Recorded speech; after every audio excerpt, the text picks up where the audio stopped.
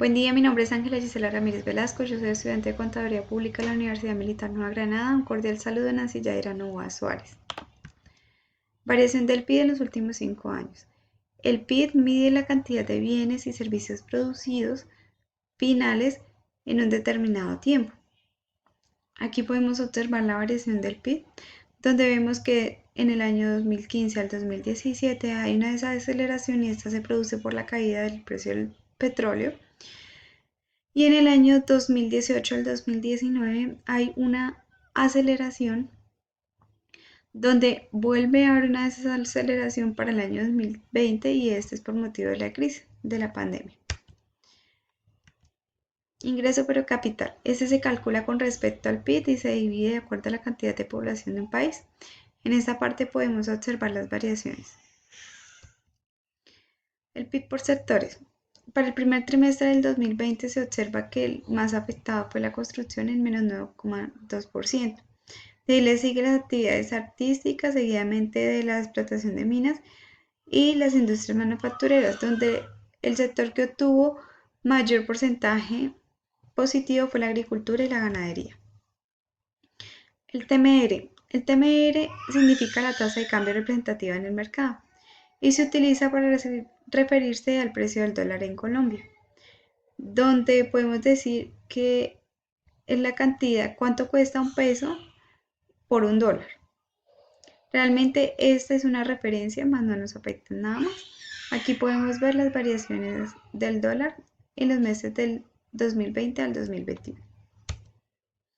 Inflación, índice de precios al consumidor. Los índices del precio al consumidor son estadísticas que se calculan mensual con respecto a la inflación y se determinan porcentajes de variación. Como podemos observar en los alimentos y bebidas que tenemos un 1,4% y así sucesivamente. Ingresos por extracto. Actualmente en Colombia tenemos 6 extractos y estos se pueden clasificar de acuerdo a los departamentos de planeación de cada uno. Donde encontramos el extracto 1, 2, 3, estos se clasifican como bajo y medio. Del cuarto en adelante se clasifican como medio y alto. Donde los que reciben subsidios son del 1 al 3. Estos reciben subsidios por gas, acueducto y energía, mientras que en el 5 y 6 pagan contribuciones para ayudar a pagar estos subsidios. La población económicamente activa. En la población económicamente activa encontramos las personas que tienen la edad para trabajar, pero que no tienen empleo. Entonces en esa encontramos es la suma de los ocupados y los desocupados. Y en los inactivos encontramos las personas que ya están de edad y los niños menores de 14 años. Donde observamos que para el año 2020 eh, teníamos una tasa de desempleo de 1,9 millones,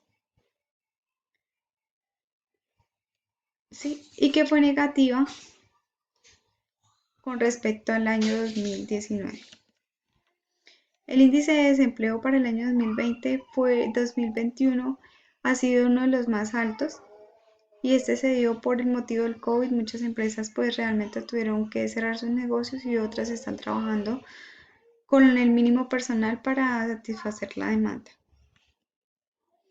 En los sectores de la economía encontramos sector primario, que es aquel donde está la materia prima, el sector secundario, que es el que se encarga de la transformación de esa materia prima, y el sector terciario, que es el que se encarga de prestar los servicios.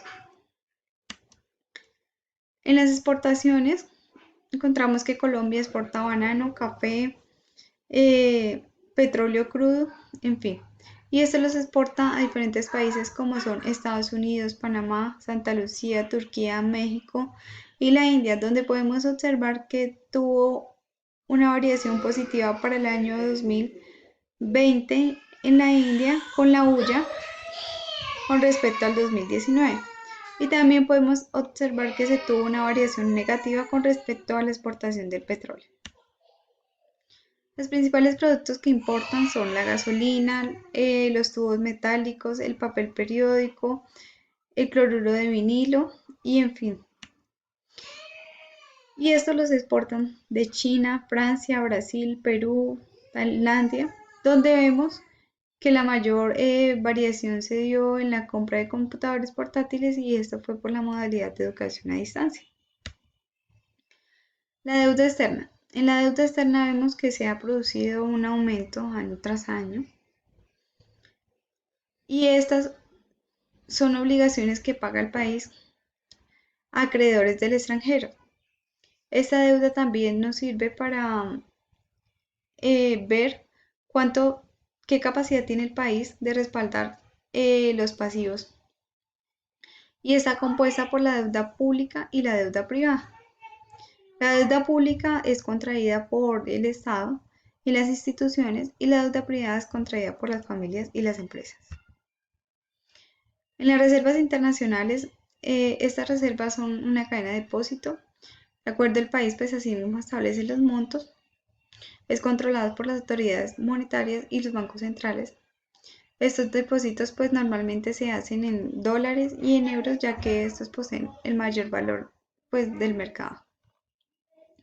Como podemos observar en el caso en el año 2020, Colombia tuvo que recurrir a esas reservas y vender el 61% del oro por motivo de la crisis. Bueno, en esta parte voy a explicar lo de la infografía, cuál es la diferencia entre desarrollo económico y crecimiento económico. El crecimiento económico mm, diferencia entre el desarrollo y crecimiento económico. Bueno, entonces el crecimiento económico, como podemos observar, mide el bienestar económico de los habitantes, mientras que el crecimiento económico mide la cantidad de bienes y servicios producidos en un determinado tiempo.